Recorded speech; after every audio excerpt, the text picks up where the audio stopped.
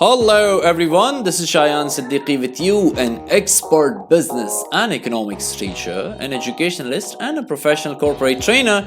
Welcome to my channel. This is the second lecture from the series of equilibrium, and the lecture is going to be on shift of equilibrium curves, means shift of demand and supply curves in equilibrium. The lecture is going to be in Urdu language. So without further delay, here we go.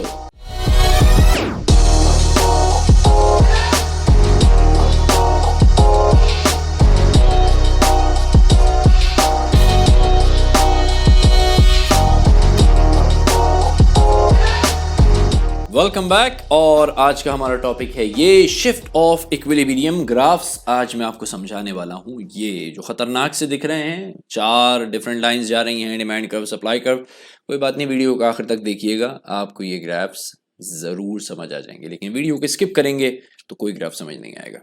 चलिए जी, move करते हैं। और सबसे पहले मैं आपको बताता चलूँ कि इस लेक्चर में मैं आपको क्या कुछ कवर करवाने वाला हूँ। Step by step her topic का ग्राफ है, हर चीज़ का ग्राफ है, हर चीज़ को एक्सप्लेन करेंगे।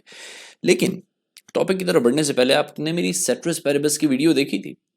अगर नहीं देखी थी तो उस वीडियो को ज़रूर जाके देखिए। सेट्रस पैरेबस की कंडीशंस अप्लाई होंगी इस ग्राफ पे, और उन कंडीशंस में चेंज आएगा तो ये ग्राफ्स में चेंज आएगा। तो थोड़ा सा वो वीडियोस जाके ज़रा देख लो आप, और शिफ्ट ऑफ डिमांड कर्व और शिफ्ट ऑफ सप्लाई कर्व की जो वीडियोस हैं उनको भी ज़रूर देखना अगर इन टॉपिक्स को समझना चाहते हो। अगर ऐसे ही गुजरना है तो भाई फिर देखते रहो टाइम पास के लिए। अच्छा, तो ज़रूर देखो अगर समझना चाहते हो तो। ये लिंक सेट्रस पैरेबस का मैंने दे दिया है, ऊपर डिस्क्रिप्शन में भी दे दूंगा, ज़रूर जाके देखना। अच्छा जी, देखो, हमने ये पढ़ा है कि अगर प्राइस में चेंज आता है और एक्सटर्नल किसी फैक्टर में चेंज नहीं आता तो movement along the same demand curve या सप्लाई कर्व होती है, रिमेंबर। लेकिन अगर किसी एक्सटर्नल फैक्टर में चेंज आ जाएगा, किसी भी एक्सटर्नल फैक्टर में चेंज आ गया और वो अफेक्ट कर रहा है डिमांड को या सप्लाई को, तो shift of demand curve and shift of supply curve होगा। ये मैंने आप लोगों को पढ़ाया था। लेकिन इक्विलिब्रियम की कंडीशन में क्या होगा? अगर इक्विलिब्रियम सेट हो गया है, जो मैंने पिछली वीडियो में आपको पढ़ाया था, एक क्रॉस बना हुआ था डिमांड कर्व और सप्लाई कर्व का। अगर इक्विलिब्रियम ऑलरेडी हमारा सेट हो चुका है लेकिन एक्सटर्नल फैक्टर में कोई चेंज आया और मेरा डिमांड कर्व शिफ्ट होना है, अब क्या होगा? अब ये हो जाएगा, और वो आपको अब समझ आएगा। Change in any external factor will affect the equilibrium in 4 different ways. 4 different ways में कोई भी फैक्टर अफेक्ट करेगा इक्विलिब्रियम पे। Factor number 1 is shift of demand curve to the right. Demand curve right की तरफ शिफ्ट करेगा। इसका मतलब ये नहीं है कि जो पहला डिमांड कर्व है वही आगे मूव कर जाएगा, नहीं, नया डिमांड कर्व फॉर्म होगा राइट की तरफ। दूसरा, shift of demand curve to the left, left की तरफ मूव होगा, दूसरा डिमांड कर्व फॉर्म होगा। Supply curve to the right, supply curve जो अपवर्ड स्लोपिंग कर्व होता है इफ यू रिमेंबर, वो राइट की तरफ मूव करेगा, and supply curve to the left. और आखिरी है एंट्रेंस ऑफ न्यू फर्म। अगर कोई नई फर्म मार्केट में एंटर हो जाती है तो हमारे चारों demand and supply curve shift कर जाएंगे। अभी आपको समझ आएगा कैसे। मूव करते हैं जनाब। आइए जी, मैं इसको बड़ी रियल लाइफ इंटरेस्टिंग एग्जांपल से आपको समझाने की कोशिश करता हूं। मान लो कि एक मार्केट में रिसर्च आती है और वो ये कहते हैं कि डॉक्टर साहब, जो खुद भी चॉकलेट की तरह ही नजर आ रहे हैं, तो वो ये कहते हैं कि भाई चॉकलेट खाने के तो बड़े फायदे हैं और ये आपकी सेहत के लिए बहुत अच्छी है, तो लिहाजा एप्पल की जगह रोजाना एक चॉकलेट खाइए, तो उससे आपके and a chocolate a day keeps a doctor away. ये एक नई थ्योरी मिसाल के तौर पे मार्केट में आ जाती है और सोशल मीडिया पे बड़ी चल जाती है। अब सोचो क्या होगा? चॉकलेट की डिमांड बढ़ेगी या कम होगी? ऑब्वियस सी बात है, चॉकलेट की डिमांड बहुत इंक्रीज हो जाएगी, बढ़ जाएगी। मुझे बताओ, क्या प्राइस में कोई चेंज आया है? नहीं। अगर प्राइस में चेंज आता तो डिमांड पे इफेक्ट ये पड़ता कि price demand same demand curve पे मूवमेंट होती, मगर यहां तो एक्सटर्नल फैक्टर आया कि चॉकलेट की डिमांड अचानक मार्केट में बढ़ी, तो क्या होगा? तो ये होगा। ये देखो गौर से, एक्सटर्नल फैक्टर चेंज हुआ, मार्केट में डिमांड चॉकलेट की इंक्रीज हुई, शिफ्ट ऑफ डिमांड कर्व हुआ। जो हमारा पहला डिमांड कर्व था जिसको मैंने डी से डिनोट किया हुआ है, ये पुराना था। चॉकलेट की डिमांड उस वक्त नहीं बढ़ी थी, लेकिन अचानक मार्केट में चॉकलेट की डिमांड बढ़ी, नया डिमांड कर्व फॉर्म हुआ D1। सप्लाई पे क्या इफेक्ट आया, गौर से देखो, नया डिमांड कर्व तो फॉर्म हो गया, सप्लाई इंक्रीज हुई, क्वांटिटी सप्लाइड इंक्रीज हुई, क्वांटिटी डिमांडेड इंक्रीज हो रही है। ये देख रहे हो, ये ग्राफ आगे की तरफ बढ़ रहा है, ये राइट की तरफ मूव हो रहा है। अब इस पैराग्राफ को पढ़ो, जो इसकी एक्सप्लेनेशन है, तुम लोगों को समझ आएगा। लिखा हुआ है outward shift of demand curve caused increase in equilibrium price. Demand curve का जो आउटवर्ड शिफ्ट होता है वो इक्विलिब्रियम प्राइस को इंक्रीज करता है। पहली इक्विलिब्रियम प्राइस क्या थी, ये थी। नई इक्विलिब्रियम प्राइस क्या है, ये है। पहली क्या थी, P मिसाल के तौर पे 5, नई क्या है P1 मिसाल के तौर पे 10। डिमांड बढ़ी आउटवर्ड फैक्टर की वजह से, ठीक है। इफेक्ट कहाँ आया, सप्लाई पे, सप्लाई बढ़ी, नया शिफ्ट हुआ, जब नया शिफ्ट हुआ तो प्राइस भी इंक्रीज हो गई। हमने जब पहले पढ़ा था तो मैंने उस वक्त आपको ये बताया था कि demand shift of demand curve की जो मेरी वीडियो थी उसमें मैंने समझाया था कि डिमांड कर्व शिफ्ट होगा, लेकिन सेम प्राइस पे, जो मैंने यहाँ से लाइन ऐसे उसमें ड्रॉ की थी, मैंने कहा था सेम प्राइस पे क्वांटिटी आपकी चेंज हो जाएगी और इतनी हो जाएगी। लेकिन यहाँ पे सूरत हाल डिफरेंट है, यहाँ पे आपके पास इक्विलिब्रियम प्राइस की बात हो रही है। और इक्विलिब्रियम कब होता है, जब सप्लाई एंड डिमांड दोनों मार्केट में मौजूद होते हैं। तो सप्लाई कर्व ऑलरेडी मौजूद है, ट्राई टू अंडरस्टैंड, ठीक है।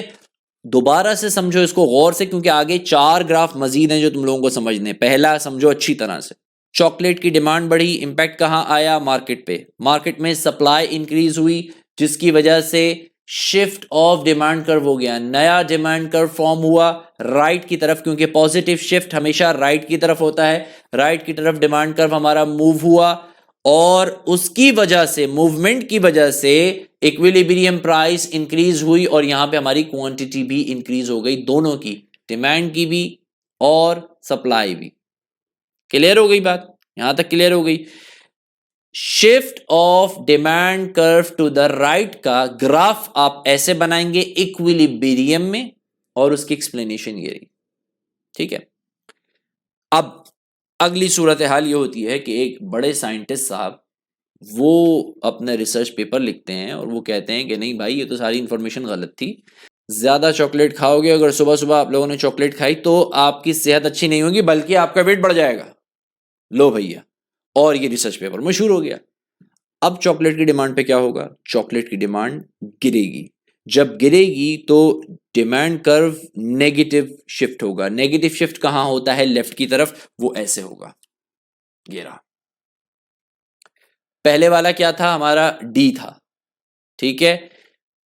डिमांड कर्व शिफ्ट हुआ D1 पे, किस तरफ मूव हुआ है, लेफ्ट की तरफ मूव हुआ है।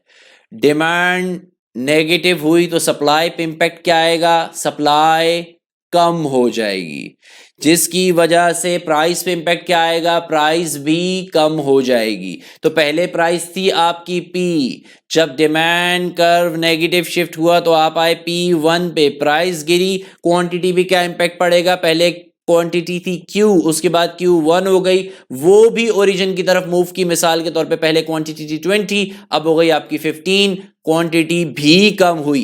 एक्सप्लेन कैसे करेंगे, गौर से देखो, ये लिखा हुआ, the inward shift of demand curve caused fall in equilibrium.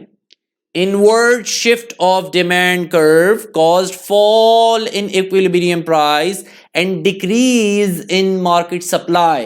जब इक्विलिब्रियम प्राइस गिरी, सप्लाई पे कोई impact, shift of supply curve नहीं आ रहा, लेकिन क्वांटिटी सप्लाइड पे जरूर इंपैक्ट आ रहा है। सप्लाई आपकी कम हो गई, नेगेटिव हो गई। क्लियर हो गई यहां तक बात, समझ आई। Explanation, negative shift of demand curve का ग्राफ, इंपैक्ट कैसे आएगा, सारे एरोज बने हुए, एक्स एक्सिस पे क्या लेना है, वाई एक्सिस पे क्या लेना है, you must know it. Clear, आगे बढ़ते हैं। ऑलराइट जनाब, सप्लाई साइड पे कोई अच्छी चीज हो जाती है जिसकी वजह से सप्लाई इंक्रीज हो गई, ठीक है, कुछ भी अच्छी चीज हो सकता है गवर्नमेंट ने सब्सिडी दे दी, कोई भी काम हो गया जिसकी वजह से सप्लाई इंक्रीज हो गई।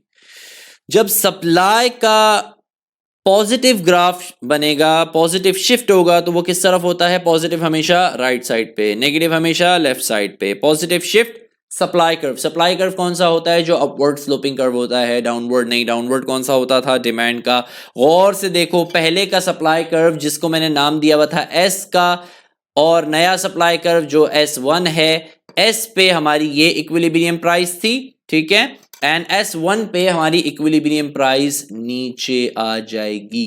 जब shift of supply curve positive होगा तो प्राइस गिर जाएगी, क्योंकि सेम डिमांड कर्व पे चल रहा है।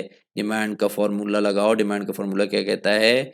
जब प्राइस गिरती है तो डिमांड बढ़ती है, सप्लाई शिफ्ट हुई, डिमांड इंक्रीज हुई, प्राइस नीचे आ गई। और से देखो, वहां पे P था, P1 हो गया, नया इक्विलिब्रियम फॉर्म हुआ है हमारा। ये रीड करो इस ग्राफ को, वो कहता है the shift of supply curve to the right will cause a fall in equilibrium price. Fall in equilibrium price. सवाल यहाँ ये है, तुम ये सोच रहे हो कि यार सप्लाई तो बढ़ी है तो आपकी प्राइस क्यों नहीं बढ़ी?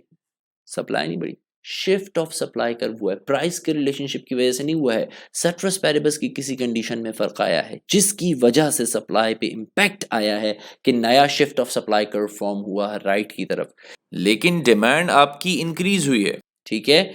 तो यहाँ पे पहले Q था, अब Q1 हो गया और प्राइस आपकी नीचे आ गई, ठीक है। क्लियर हो गई यहां तक बात? अगला देखते हैं, shift of supply curve to the left. Shift of supply curve to the left, ये था हमारा पिछला वाला। अगर सप्लाई साइड पे कोई नेगेटिव इंपैक्ट आया जिसकी वजह से हमारी सप्लाई लेफ्ट की तरफ मूव की, लेफ्ट की तरफ मूव हुई, प्राइस ऊपर चली गई, क्वांटिटी गौर से देखो कम हो गई है, क्वांटिटी कम हो गई है। इस वाले में हमारी क्वांटिटी बढ़ गई थी, हमारी क्वांटिटी बढ़ गई थी, इंक्रीज हो गई थी राइट साइड की सप्लाई शिफ्ट की वजह से। यहां पे क्या हो रहा है? यहां हमारी क्वांटिटी गिर गई, कम हो गई, लेफ्ट साइड का शिफ्ट हुआ है। ट्राई टू अंडरस्टैंड ये सब क्यों हो रहा है? क्योंकि इक्विलिब्रियम की कंडीशन है, डिमांड का कर्व भी मौजूद है और सप्लाई साइड पे शिफ्ट आ रहे हैं, सप्लाई कर्व शिफ्ट हो रहा है। अब इस पैराग्राफ को जरा गौर से रीड करो, लिखा हुआ है new equilibrium the shift of supply curve to the left, जो लेफ्ट की तरफ शिफ्ट हुआ है, will cause a rise in equilibrium price. Left की तरफ जब शिफ्ट होगा तो इक्विलिब्रियम प्राइस बढ़ जाएगी, जिसका इंपैक्ट डिमांड पे क्या पड़ेगा? क्वांटिटी पे क्या पड़ेगा? गिर जाएगी। ट्राई टू अंडरस्टैंड, क्योंकि प्राइस इंक्रीज हुई, क्वांटिटी डिमांडेड गिर गई। Are you getting it? Supply curve left की तरफ शिफ्ट हुआ, प्राइस इंक्रीज की, जिसका इंपैक्ट डिमांड पे क्या आया? क्वांटिटी डिमांडेड गिर गई। ये सब कुछ नजर आ रहे हैं यहाँ पे। और वो कहता है and the decrease in the market demand. Clear? चारों ग्राफ्स क्लियर हो गए? अच्छा, अब नई मार्केट में अगर फर्म एंटर हो जाएगी तो क्या होगा? लेकिन इस ग्राफ को समझाने से पहले मैं चाहता हूं कि आप पहले entrance of a new firm in the market, पहले इसको समझो। In competitive markets mostly there are no barriers. जहां कॉम्पिटिटिव मार्केट्स होती हैं वहां पे मोस्टली बैरियर्स नहीं होते हैं for entry and exit. Due to many reasons, firm get attracted toward the market. It results to shift of supply curve to the right. जब नई मार्केट में लोग इंटर होते हैं, सप्लाई इंक्रीज हो जाती है, नई नई मार्केट में फर्म्स आ रही हैं तो सप्लाई इंक्रीज होगी, तो राइट की तरफ शिफ्ट हो जाएगा। राइट की तरफ शिफ्ट होगा तो क्या होगा? प्राइस गिरेगी, कंपटीशन बढ़ गया। अब समझ आ रही है बात? राइट की तरफ शिफ्ट हुआ, प्राइस गिरेगी, कंपटीशन बढ़ गया, लेकिन डिमांड बढ़ जाएगी, क्योंकि डिमांड एग्जिस्ट करती है मार्केट में। यही तो सेट्रस पैरेबस की कंडीशन है, डिमांड एग्जिस्ट करती है, इसीलिए तो फर्म्स आ रही हैं। Try to understand, okay. अच्छा, दूसरा, इट्स अ चेन रिएक्शन, एक के बाद एक रिएक्शन आता है। रिएक्शन क्या कहता है? वो कहता है starts from increase in demand, demand increase होगी, the rises in price, prices बढ़ जाएंगी, सप्लायर सप्लाइज मोर, सप्लायर हम अपनी सप्लाईज और बढ़ा देगा, the higher the price attract the new firms to enter and as they enter the supply curve will shift. जो मैंने अभी सारा समझाया वो पूरा का पूरा यहां पे मौजूद है। The market prices are rising, attract the entrepreneurs at the lower price, push the firms to leave the market। ये भी होता है कि entrepreneurs attract होते हैं एंड लोअर प्राइस, अगर प्राइसेस गिरती हैं तो वो छोड़ जाते हैं। अब जरा इस ग्राफ को गौर से समझो। इस ग्राफ में क्या हो रहा है, डिमांड कर्व शिफ्ट हुआ, सप्लाई कर्व भी शिफ्ट हुआ है, ठीक है। ये पहला डिमांड कर्व था, ये नया डिमांड कर्व है, ये पहला सप्लाई कर्व था, ये नया सप्लाई कर्व है। Are you getting my point? ठीक है। जो हमने अभी बात की कि मार्केट में डिमांड है, ठीक है, डिमांड की वजह से नई फर्म्स आ रही हैं, सप्लाई इंक्रीज हो रही है, तो सप्लाई इंक्रीज हो रही है तो सप्लाई कर्व, मार्केट में डिमांड है तो क्वांटिटी डिमांडेड इंक्रीज हो रही है, नई फर्म्स आ रही हैं तो डिमांड इंक्रीज हो रही है, सप्लाई की शिफ्ट हो रहा है राइट की तरफ। आप देखते हैं तो क्वांटिटी इंक्रीज हो रही है सप्लाई की, को Q से Q1 फिर Q2, क्योंकि नई फर्म्स आ रही हैं, मार्केट में डिमांड है, प्राइस गिर गई यहाँ पे। जब ये शिफ्ट ऑफ डिमांड कर्व हुआ था तो प्राइस आपकी इंक्रीज हो गई थी, जब शिफ्ट ऑफ सप्लाई कर्व हुआ तो प्राइस आपकी डिक्रीज हो गई, और ये सारी चीजें आपकी इंक्रीज हो रही हैं। क्लियर हो रही है यहाँ तक बात? तो न्यू फर्म की एंट्रेंस का ग्राफ आप ऐसा बनाएंगे, लेकिन ये बात आप जहन में रखें, ये बात आप जहन में रखें, हर चीज को आप रियल लाइफ में इकोनॉमिक्स में अप्लाई नहीं कर सकते, क्योंकि हर चीज रियलिटी बेस्ड नहीं होती। इकोनॉमिक्स में बहुत सारी ऐसी चीजें हैं जिन्हें आप सिर्फ सपोज करते हैं या जिन्हें आप सिर्फ इमेजिन करते हैं, तो उनकी बेसिस के ऊपर आप अपने लॉज को अप्लाई करते हैं। ऐसा नहीं है कि आप किसी चीज़ को कहें सर मार्केट में तो ऐसा क्यों हुआ और ऐसा भी तो होता है। थोड़ी सी कॉम्प्लिकेटेड चीज़ें होती हैं। अगली वीडियोस आएंगी तो उसमें आप और क्लियर होते चले जाएंगे, जहाँ पे मैं आपको एक्सेस डिमांड एक्सेस सप्लाई पढ़ाऊँगा और इसी तरह से price floor and price ceiling पढ़ाऊँगा। तो ये सारी चीज़ें आपको जब क्लियर होंगी तो फिर आपको ये सारे कॉन्सेप्ट्स पूरी तरह से मज़ीद क्लियर होते चले जाएंगे। This was my second lecture on equilibrium, shift of equilibrium or shift of demand and supply curve in equilibrium। उम्मीद करता हूं आपको आज का ये shift of equilibrium curves यानी shift of demand and supply curves in equilibrium ये topic आपको समझ आ गया होगा और पसंद भी आया होगा। अगर आपने मेरे चैनल को अब तक सब्सक्राइब नहीं किया है तो बराए मेहरबानी कर दें, और अगर ऑलरेडी सब्सक्राइब कर चुके हैं तो बहुत बहुत शुक्रिया। दूसरों तक इस चैनल को पहुंचा दें ताकि उनका भी मेरी वीडियो से फ़ायदा हो जाए। वीडियो देखने के लिए बहुत बहुत शुक्रिया।